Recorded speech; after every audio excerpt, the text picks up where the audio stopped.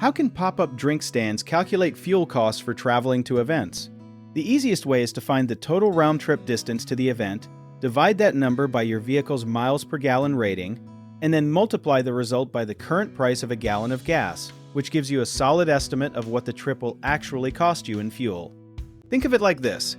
If the event is 30 miles away, your round trip becomes 60 miles, and if your van gets 15 miles per gallon, you would divide 60 by 15 to get 4 gallons needed, then multiply that by the price per gallon to know your total cost. Something a lot of stand owners forget is that a loaded van, especially one full of ice, water, and heavy coolers, burns more fuel than an empty one, sometimes cutting your gas mileage by 15 to 20%. Another thing barely anyone talks about is generator fuel, since many drink stands run a small generator for blenders or ice machines, and that fuel is completely separate from what your vehicle uses to get there. A smart trick is to track your fuel cost per mile over several events. So instead of guessing every time, you build a real number based on your own vehicle and route history.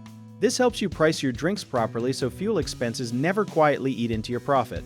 One big thing to watch for is traffic and detours, since a planned route can turn into extra miles fast, so always add a buffer of 10 to 15% to your estimate just in case. Another key point is gas price swings, since prices can jump right before a big weekend event, so filling up a day or two early can save you real money. Lastly, keep an eye on tire pressure and vehicle maintenance, because low tire pressure alone can quietly increase your fuel usage without you ever noticing it.